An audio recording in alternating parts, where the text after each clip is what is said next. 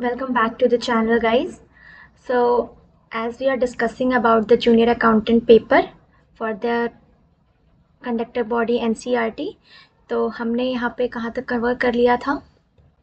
जो मैं कवर कर चुकी हूँ उसको मैं हाईलाइट कर दे रही हूँ, जिसका हम लोग दो चीज़ करेंगे। पहला चीज़ क्या करेंगे, पहला तो हम लोग चैप्टर को कंप्लीट करेंगे। पहले हम लोग क्या करेंगे, सबसे पहले हम लोग चैप्टर को कंप्लीट करेंगे। चैप्टर कंप्लीट करेंगे एंड देन उसके बाद उसका ये मैं कराऊंगी, ये चैनल पे अपलोड होगा। दूसरा, रिवीजन आपको खुद से करना है क्लास के बाद,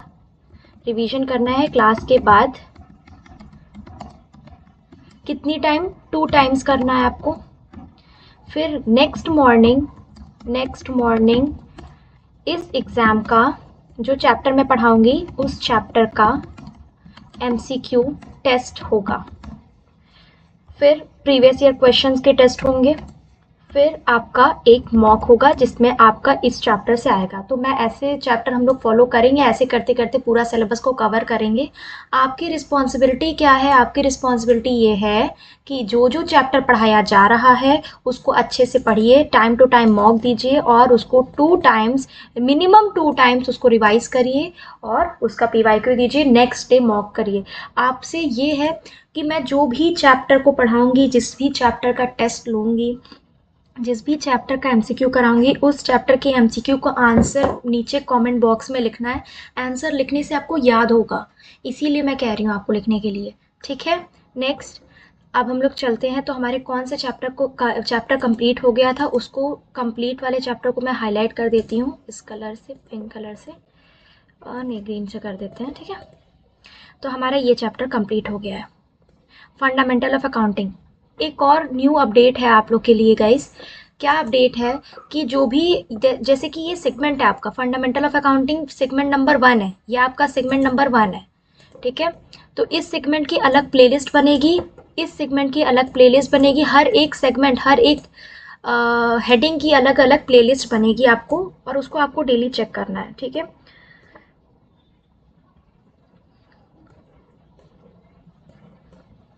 इसकी और इसकी। तो आज जैसा कि आप सब देख रहे हैं, सबसे इम्पॉर्टेंट जो मैंने पहले भी बताया है, अगर आपको नहीं पता है तो मैं बता दे रही हूँ। डिटेल वीडियो, जो डिटेल इसका पूरा है NCERT का सिलेबस, मैं नीचे कमेंट में डिस्क्रिप्शन में डाल दूँगी उसका लिंक। प्रॉब्लम ये है कि बहुत सारे स्टूडेंट्स कह रहे हैं कि आप स्टार्टिंग से चलिए, स्टार्टिंग से मतलब पहले फंडामेंटल ऑफ अकाउंटिंग कंप्लीट करें, फाइनल्स अकाउंट कंप्लीट करें, देन ये। बट सबसे बड़ा जो आज का आपका ये है मिसिंग पॉइंट, कि सबसे इम्पॉर्टेंट जिससे डायरेक्ट MCQ आते हैं, ये देखो डायरेक्ट MCQ लिखा है, तो जिससे डायरेक्ट MCQ आते हैं वो सेगमेंट आपका ये है। तो आज हम लोग जो चैप्टर को कवर करेंगे वो है fundamental rules, okay. Fundamental rules को आज हम लोग कवर करेंगे, अभी हाईलाइट नहीं करते हैं, अभी सिर्फ वो। और आज मैं ये चैप्टर पढ़ाऊंगी, कल इसका आपका, मैं आपसे क्या एक्सपेक्टेशन करूंगी, आज मैं ये चैप्टर पढ़ाऊंगी, आप इसका 2 टाइम रिवीजन करोगे। कल मॉर्निंग या फिर आफ्टरनून तक इसका एक MCQ सीरीज, जो कि आपका टेस्ट होगा, उसको एज अ टेस्ट ही देना है आपको। MCQ सीरीज इसका मैं डालूंगी वीडियो, ठीक है। तो आपको उसको MCQ को सॉल्व करना है, देन मैं कुछ टाइम बाद इसी चैप्टर का प्रीवियस ईयर क्वेश्चन डालूंगी। अभी ये चैप्टर हम इन शॉर्ट में पढ़ रहे हैं क्योंकि अभी हम लोग 7th तक पहुंचे नहीं है, तो अभी मैं इन शॉर्ट में पढ़ा रही हूँ। डिटेल्ड वीडियो इसका आएगा बाद में, जब मैं ये सारे इंपॉर्टेंट सेगमेंट्स को कवर कर लूँगी, like fundamental of concept and conventions, ठीक है। यहाँ तक सबको समझ में आया? कोई कन्फ्यूजन है तो बता दीजिएगा गाइस। चलिए, तो अब शुरू करते हैं। जैसे कि हमारा ये वाला चैप्टर कंप्लीट हो गया था, तो मैं इसको ग्रीन से हाईलाइट कर दी हूँ। नेक्स्ट, आज हम लोग शुरू करेंगे फंडामेंटल रूल्स। तो इसमें ये हैंड रिटन नोट्स है, थोड़ा सा हैंड राइटिंग को इग्नोर करिएगा, बिकॉज एग्ज़ाम हमारा मेन फोकस है, हैंड राइटिंग नहीं है। वैसे भी MCQ आएगा। So let's get started. Fundamental rules क्या होते हैं? सबसे पहले फंडामेंटल रूल्स क्या होते हैं? फंडामेंटल रूल्स होते हैं, रूल्स से मतलब क्या है? नियम। फंडामेंटल जो कि बेसिक नियम होते हैं किसी काम को करने के लिए, वो बेसिक नियम की यहाँ पे बात की जा रही है, ठीक है। फंडामेंटल रूल्स का मतलब है बेसिक नियम की यहाँ पे बात की जा रही है।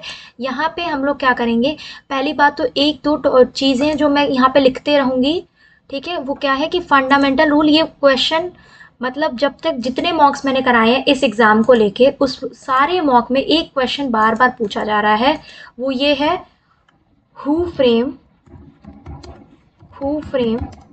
Fundamental rules. फंडामेंटल रूल्स कौन बनाता है? कौन बनाता है? आप लोग सब लोग कह दोगे गवर्नमेंट ऑफ इंडिया, बट जैसा कि आप सबको पता है हमारा सेगमेंट क्या है, हमारा पेपर कैसा है, एमसीक्यू का पेपर है। तो क्या ये ज़रूरी है कि एमसीक्यू के पेपर में गवर्नमेंट ऑफ इंडिया लिखे? क्या ये ज़रूरी? अगर वो नहीं लिखा, अगर वो कह दे कि ministry of corporate affairs, ministry of RBI बनाती है फंडामेंटल रूल्स, गवर्नमेंट में कौन सी बॉडी बनाती है? गवर्नमेंट में कौन सी बॉडी बनाती है? ये क्वेश्चन है आपका। अगर मैं ये पूछूं हु फ्रेम फंडामेंटल रूल्स, तो आप तो डायरेक्ट आंसर कर दोगे गवर्नमेंट, बट गवर्नमेंट में कौन सी बॉडी बनाती है? गवर्नमेंट में तो बहुत सारी बॉडीज आते हैं, मिनिस्ट्री ऑफ कॉर्पोरेट अफेयर्स आते हैं, ministry of commerce and trade आता है, रिजर्व बैंक ऑफ इंडिया आता है, तो कौन सी बॉडी बनाती है? क्वेश्चन ये आता है। तो आपका ये क्वेश्चन आगे आपको एंड ऑफ द सेशन में पता चलेगा कौन बनाता है, ठीक है। ये क्वेश्चन में जो इंपॉर्टेंट क्वेश्चन है वैसे मैं ऐसे टेक्स्ट करके यहाँ पे लिखते रहूँगी, आप इस वीडियो को देखते रहिएगा और अपने नोटबुक में लिखते रहिएगा। मैं आपसे एक और एक्सपेक्टेशन कर सकती हूँ कि आप इसके अलग नोट बुक बनाए होंगे, कॉपी में सब नोट करिए और मेरे साथ चलिए, मेरे साथ चलोगे। 10 मार्च तक आपका पूरा सिलेबस मैं कंप्लीट कर दूंगी। बस जैसे जैसे मैं कहती हूँ वैसे वैसे करो। अगर आप ये सोच रहे हो कि आज स्किप कर दे रहे हैं, कल स्किप कर दे रहे हैं, प्लेथोरा अमाउंट ऑफ जब वीडियोस हो जाएंगे तो फिर आपको देखना इम्पॉसिबल हो जाएगा। अभी मेरे साथ चलो। तो क्या होते हैं, बहुत ज्ञान की बातें कर ली, अब पढ़ लेते हैं थोड़ा सा। फंडामेंटल रूल क्या होता है? Frame by the government, government के द्वारा फ्रेम किया जाता है। गवर्नमेंट ऑफ इंडिया यहाँ पे लिखा है GOI, गवर्नमेंट ऑफ इंडिया। ये एक बेसिक सेट ऑफ रूल्स होते हैं जो कि फ्रेम किया जाता है government of India to regulate, क्या रेगुलेट करने के लिए, क्यों फ्रेम किया जाता है, क्या रेगुलेट करने के लिए? टू रेगुलेट पे, allowances, services, condition and retirement matters of government service. For example आपका ये जॉब लग गया जूनियर अकाउंटेंट का, आप तो गवर्नमेंट सर्वेंट हो गए एनसीईआरटी में, तो आपको कितनी छुट्टी दी जाएगी, आपकी क्या सैलरी होगी, आपका रिटायरमेंट कब होगा, ये सारे रिलेटेड, आपको हॉलीडेज कितनी मिलेगी, इन सब से जो भी आपका रिलेट करता है कंडीशंस, जो भी क्वेश्चंस होता है और इससे रिलेटेड जो भी नियम कानून बनाते हैं उसको हम लोग फंडामेंटल रूल्स कहते हैं। इसमें 2 सेगमेंट आते हैं फंडामेंटल रूल्स में। एक और है सर्विस रूल, वो आपका अलग चैप्टर है, उसको मैं बाद में कवर करूँगी। क्योंकि देखिए आप सिलेबस में जैसे यहाँ पे देखेंगे, यहाँ पे 2 सेगमेंट दिया हुआ है, ये सिलेबस एस्टिमेट किया गया है, ठीक है। इसमें 2 सेगमेंट है। क्या पहला सेगमेंट है? पहला सेगमेंट ये है कि फंडामेंटल रूल्स, दूसरा सेगमेंट है सप्लीमेंट्री रूल, ठीक। सर्विस रूल अलग है, फाइनेंशियल रूल अलग है, फंडामेंटल रूल्स अलग है, सप्लीमेंट्री रूल्स अलग हैं, ठीक है। ये आपका मेजर हेड है, ये सब आपके सब हेड है। समझ में आ रहा है ना क्या कह रही हूँ? रूल्स बहुत बड़े हैं, धीरे धीरे आराम आराम करके हम लोग एक एक रूल को पढ़ते जाएंगे। चलो, तो फंडामेंटल रूल समझ में आया क्या होता है? फंडामेंटल रूल जो हमारा पे, अलाउंसेस, सर्विस कंडीशन और रिटायरमेंट से मैटर करता है। ये specially only for the government servants के लिए है, कोई आपका प्राइवेट का यहाँ पे इंक्लूड नहीं है, only for the government service, only for the government servants के लिए ही ये होता है, ठीक। यहाँ तक समझ में आ गया। नेक्स्ट पे चलते हैं, applicable of fundamental rule. Applicable of fundamental rule क्या होते हैं? टू सेंट्रल गवर्नमेंट एम्प्लॉयज़, ये सिर्फ किसके लिए होता है? सेंट्रल गवर्नमेंट एम्प्लॉयज़ के लिए होते हैं, मतलब कोई भी स्टेट गवर्नमेंट एम्प्लॉयज़ के लिए ये नहीं होगा। किसके लिए होगा? सिर्फ ये सेंट्रल गवर्नमेंट एम्प्लॉयज़ के लिए होगा। इसको स्टार मार्क करके लिखिएगा। देखिए ये यहाँ से MCQs आने की पॉसिबिलिटी चांसेस हैं। दूसरा क्या है? Employees of the autonomous body like NCERT, autonomous body NCERT, CBSE, ये सारे ऑटोनोमस बॉडीज़ होते हैं। और भी कौन से ऑटोनोमस बॉडीज़ हैं, कितने ऑटोनोमस बॉडीज़ हैं, ये सब आप कमेंट में लिखोगे। होमवर्क है आपका ये, क्योंकि सारा चीज़ कवर करना, इन शॉर्ट वीडियो बनाना बहुत ज़्यादा कॉम्प्लिकेटेड हो जा रहा है, इसीलिए ऑटोनोमस बॉडीज़ जो कि इंडिविजुअल्स हैं, for example NCERT, for example CBSE, ठीक है। NCERT का फुल फॉर्म क्या होता है? मैं आपको लास्ट में क्वेश्चंस लिखते जा रही हूँ। यहाँ पे लास्ट में हम आपको होमवर्क क्वेश्चन देंगे जो कि आपको कमेंट में लिख के ही जाना है, क्योंकि ये प्रीवियस ईयर क्वेश्चंस हैं एग्जाम के NCERT वाले, ठीक है। तो एप्लीकेबल कहाँ पे होता है फंडामेंटल रूल्स? ये एप्लीकेबल होता है ऑटोनोमस बॉडी जैसे कि एनसीईआरटी पे, और ये प्राइवेट एम्प्लॉयज़ पे एप्लीकेबल नहीं होता। यदि कोई प्राइवेट में कार्य कर रहा है, वो एम्प्लॉय है, जैसे कि माइक्रोसॉफ्ट एक प्राइवेट कंपनी है, आपका जो भी कंपनियां हैं प्राइवेट में, अगर कोई उधर कार्य कर रहा है तो उसको नहीं यहाँ पे इंक्लूड किया जाएगा। इसमें सिर्फ वो लोग इंक्लूड होते हैं जिनका गवर्नमेंट सर्विस है। स्पेशली कौन से गवर्नमेंट सर्वेंट में है, सर्विस में है? जिनका सेंट्रल गवर्नमेंट एम्प्लॉयज़ के सर्विसेज में है। ठीक है। ऑब्जेक्टिव क्या है? ऑब्जेक्टिव क्या है फंडामेंटल रूल्स का? ऑब्जेक्टिव क्या है? टू रेगुलेट फिक्स पे, ताकि उनको सैलरी टाइम पे मिल जाए, उनके लीव को कंट्रोल करना, उनके ज्वाइनिंग टाइम को कंट्रोल करना, उनके सर्विस कंडीशंस को कंट्रोल करना। ठीक है। टू इंश्योर, इंश्योर का मतलब क्या होता है? इंश्योर का मतलब क्या होता है?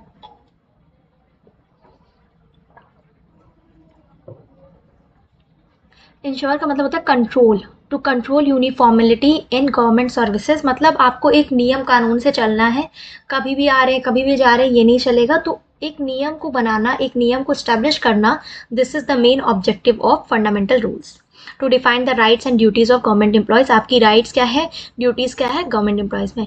जब भी मैं आपको फंडामेंटल रूल्स पढ़ाऊँ, सप्लीमेंट्री रूल्स पढ़ाऊँ, आपको दिमाग में क्या रखना है? बैंकर। बैंकर वर्ड क्यों? क्योंकि बैंकिंग में अगर मान लो आप एसबीआई में पीओ हो, अगर मान लो आप एसबीआई में पीओ हो, तो वो आप हो गए, आप क्या हो गए? बैंकिंग एम्प्लॉय हो गए। बैंकिंग एम्प्लॉय हो गए। बैंकिंग एम्प्लॉय हो गए तो आप सेंट्रल गवर्नमेंट में आ गए, गवर्नमेंट सर्विस में आ गए। ठीक है। तो इसमें क्या, इसमें जैसे कि आपको, इसलिए एग्जाम्पल आपको याद रखना है, एग्जाम्पल, एग्जाम्पल आपको याद रखना है, ये एग्जाम्पल याद रखना है, एसबीआई पीओ, बैंकिंग एम्प्लॉय। ठीक है। नेक्स्ट क्या है? Structure of fundamental rule. Fundamental rule का स्ट्रक्चर क्या है? Definition, general condition of services, pay and allowances, leave and joining time. Definition मतलब फंडामेंटल रूल का बेसिक डेफिनेशन क्या होता है, इसमें ये इंक्लूडेड है। इसमें FA1 है, FA2 है। डिटेल वीडियो अभी हम इसका ले आएंगे, क्योंकि अभी मैंने आपको ऊपर एक्सप्लेन किया है क्यों। ठीक है। जनरल कंडीशन ऑफ सर्विसेज क्या है, पे एंड अलाउंसेस क्या है, लीव एंड ज्वाइनिंग टाइम क्या है, सस्पेंशन एंड सब्सटेंस अलाउंसेस क्या होते हैं, रिटायरमेंट्स रूल्स क्या होते हैं। सबसे ज़्यादा इंपॉर्टेंट जो है इस सेगमेंट में, सबसे ज़्यादा इंपॉर्टेंट है आपका, सॉरी, इस सेगमेंट में सबसे ज़्यादा इंपॉर्टेंट आपका कौन सा है? Retirement rules. Retirements rules important है, पे एंड अलाउंसेस इंपॉर्टेंट है। नेक्स्ट क्या है? ज्वाइनिंग टाइम कब अलाउ किया जाएगा, ट्रांसफ़र उसका कब होगा। ठीक है। ज्वाइनिंग टाइम कितने तक का होता है? अप टू 30 डेज तक का होता है। Important definition under fundamental rules, important definition कौन कौन सी है फंडामेंटल रूल्स के अंदर? पे FR9, fundamental rule number 9। Fundamental rule number 9 किससे रिलेट करता है? ये पे इंक्लूड होता है, इसमें बेसिक पे इंक्लूड होता है, स्टैग्नेशन इंक्रीमेंट इंक्लूड होता है, नॉन पार्टिसिपेंट अलाउंसेस इंक्लूड होता है यदि कोई है।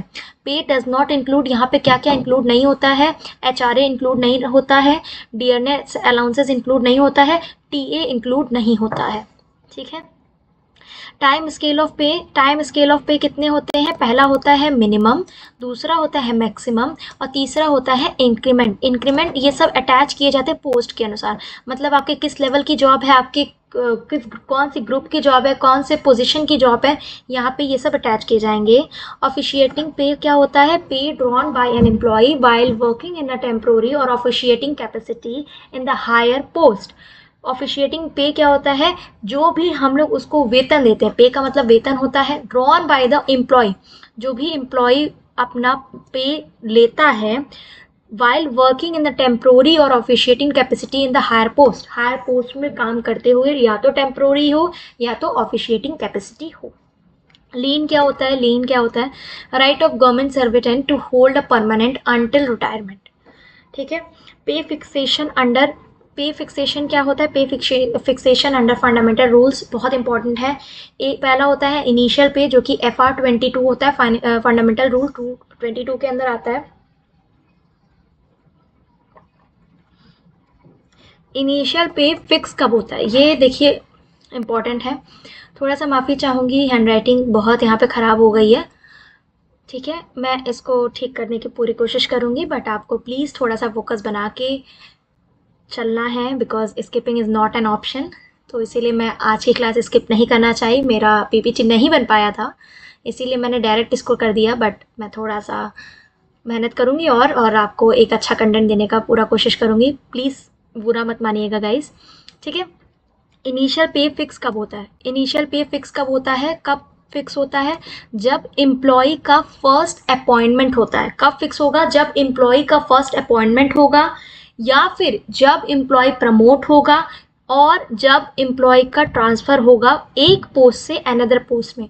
यहाँ पे ट्रांसफ़र में एक पोस्ट से अनदर पोस्ट लिखा है, ये नहीं लिखा है कि ट्रांसफ़र होगा एक सिटी से दूसरे सिटी में। इसको ध्यान में रखिएगा, एक पोस्ट से दूसरे पोस्ट में ट्रांसफ़र होगा, ना कि एक सिटी से दूसरे सिटी में ट्रांसफ़र होगा। प्रमोशन में हमने क्या पढ़ा? इनिशियल पे कब शुरू होता है? On promotion, on increment in the lower post, pay fixed at next higher stage in the promoted post pay, increment under the fundamental rule. Increment कब होता है फंडामेंटल रूल्स में? Granted after 12 month of services, मतलब 1 साल आपको काम करना पड़ेगा तब आपको इंक्रीमेंट मिलेगा। नॉट एडमिसेबल ड्यूरिंग, कब एडमिसेबल नहीं होता है? आपका सस्पेंशन हो unless treated as duty, extraordinary leave हो in some cases. Increment date is generally 1 July as per the rule. Increment date क्या है? 1 जुलाई, ठीक है, इसको याद रख लीजिएगा। इंक्रीमेंट डेट क्या है? 1 जुलाई। डायरेक्ट एमसीक्यू का क्वेश्चन ही बन सकता है, ठीक है, क्या है? 1 जुलाई।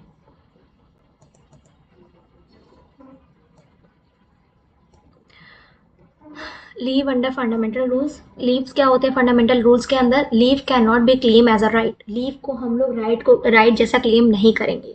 Leave is a subject of sanctioning authority, मतलब आपको अथॉरिटी का मतलब होता है जिम्मेदारी। टाइप्स ऑफ लीव, 2 तरीके के लीव होते हैं, पहला फंडामेंटल रूल्स में होता है, फिर दूसरा आता है सीसीएस रूल्स। अभी देखो यहाँ पे मैंने आपको क्या बताया था, यहाँ पे एक सीसीएस रूल आया, ठीक है। तो अभी हम इस पूरे सेगमेंट को पढ़ेंगे, डिटेल में पढ़ेंगे, और वो 3-4 घंटे की पूरी वीडियो, मान लीजिए इसके 3-4 घंटे, इसके 3-4 घंटे, फिर इसका 1 घंटा आपका एमसीक्यू का वीडियो आएगा। तो अभी हम इसको पूरी तरीके से पढ़ेंगे, बस आपको थोड़ा धैर्य बनाना है। मैं आज इसको क्यों शुरू कर दी, क्योंकि ये डायरेक्ट एमसीक्यूज इधर से आते हैं और बहुत इंपॉर्टेंट सेगमेंट है, इसीलिए, ठीक है। पेशेंस बना के चलना है। Leave can not be claim, ये तो हो गया CCS leave rule. Joining time क्या होता है? जॉइनिंग टाइम इंपॉर्टेंट है। जॉइनिंग टाइम अलाउ कब होता है? जब एम्प्लॉय का ट्रांसफर होता है, प्रमोट होता है, या फिर अपॉइंट होता है न्यू पोस्ट में, ये अभी हमने ऊपर पढ़ा था। मैक्सिमम जॉइनिंग टाइम क्या होता है? मैक्सिमम जॉइनिंग टाइम क्या होता है? Up to 30 days depending on the distance, depending on the distance and rules के अकॉर्डिंग डिपेंड करता है। रिटायरमेंट रूल क्या होता है? रिटायरमेंट बहुत इंपॉर्टेंट है। रिटायरमेंट क्या होता है? एज ऑफ सुपरनेचुरस 60 ईयर्स और फॉर द गवर्नमेंट एम्प्लॉय। मैंने अभी कल एमसीक्यू कराया एक मॉक, उसमें ये डायरेक्ट क्वेश्चन था कि what is the age of retirement age per the fundamental rules. तो यहाँ पे लर्न करना है आपको 60 years, 60 years. Types of retirement, कितने तरीके का रिटायरमेंट होता है? एक होता है सुपर एन्यूशियस, दूसरा होता है वॉलेंट्री रिटायरमेंट। वॉलेंट्री का मतलब क्या होता है? इच्छुक। तीसरा होता है कंपल्सरी रिटायरमेंट, कि अब आप कंपल्सरी हो गया आपका, कि अब आपको रिटायरमेंट ले ही लेना है। और चौथा होता है इनवैलिड पेंशन, अगर आपकी पेंशन इनवैलिड है तब आप रिटायरमेंट ले सकते हो। यहाँ तक सबको क्लियर है? यहाँ तक किसी को भी कोई भी क्वेश्चन है तो आप कमेंट में ज़रूर पूछेगा, मुझे पता चलेगा, ठीक है। एक बार आप इसको देख लो, रिवाइज कर लो, 10 सेकंड का मैं टाइम देती हूँ।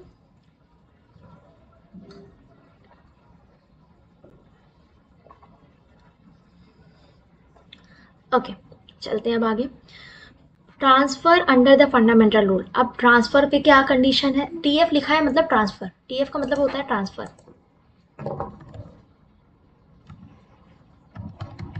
ठीक है। Transfer under the fundamental rule. Transfer क्या कहता है? Transfer is the service condition. Transfer एक तरीके का सर्विस कंडीशन होता है जहाँ पे no employee has a right to remain at a one station.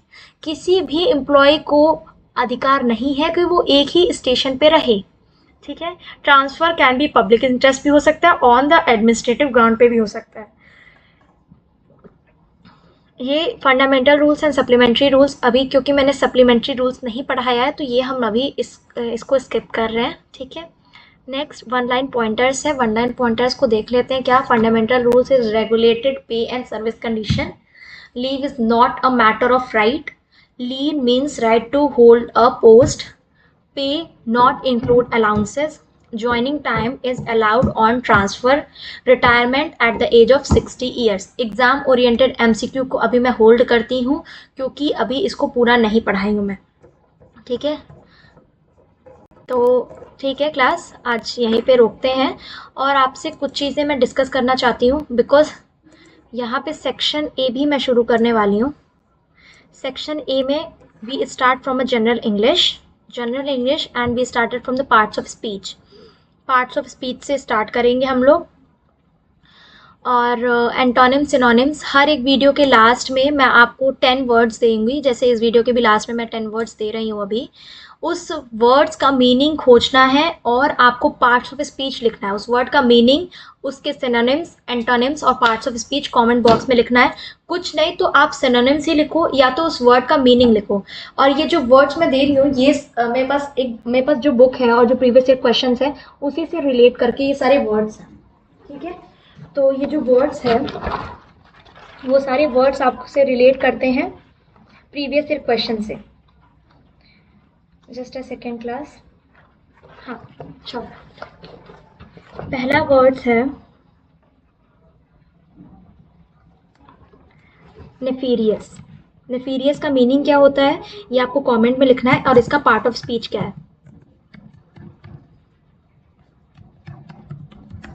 नेफीरियस। फिर है आपका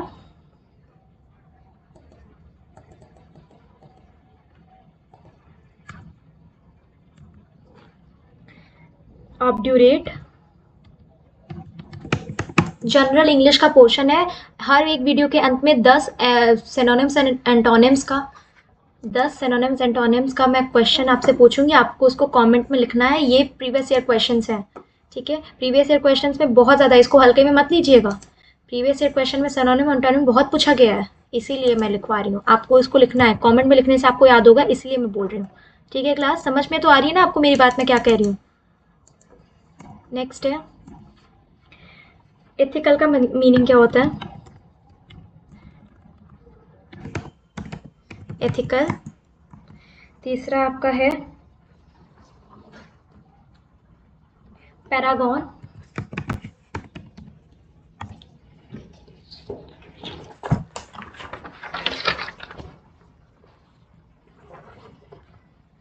चौथा है हेजमनी।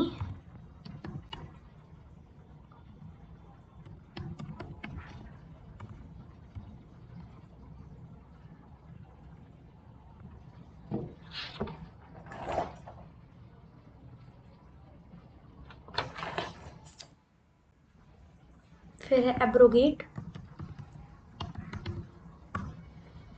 देन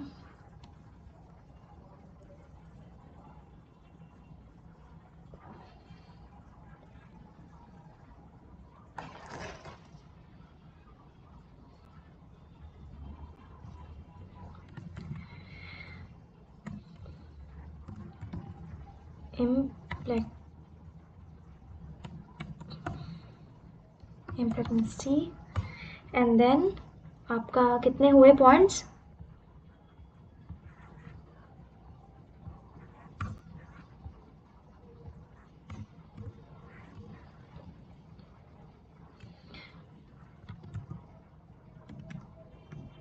कॉग्नेंट। फिर है एक्सफोलिएट।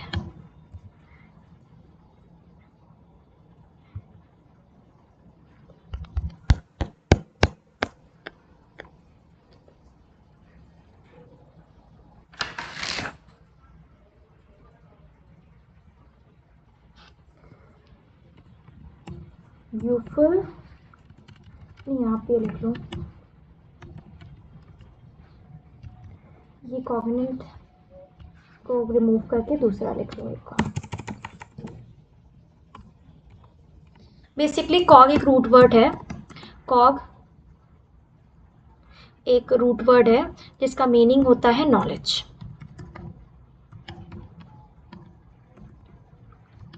ठीक है, कॉग एक रूट वर्ड है जिसका मीनिंग होता है नॉलेज। ये आपके सिनोनिम्स एंटोनिम्स हैं, ठीक है। और 5 में आपको, ये आपके सिनोनिम एंटोनिम है, इसमें आपको क्या करना है, इसके आपको मीनिंग्स लिखने हैं कमेंट में और इसका पार्ट ऑफ स्पीच लिखना है, ठीक है। नेक्स्ट मैं आपको ईडियम्स भी दे रही हूँ बिकॉज ईडियम्स में पूछा गया है what is the meaning of rule of roost, ठीक है। And then what is the meaning of dig to one's heel, once heal, what is the meaning of feel blue, what is the meaning of feel blue, see red, what is the meaning of tighten one's belt, tighten one's belt, what is the meaning of pull the string,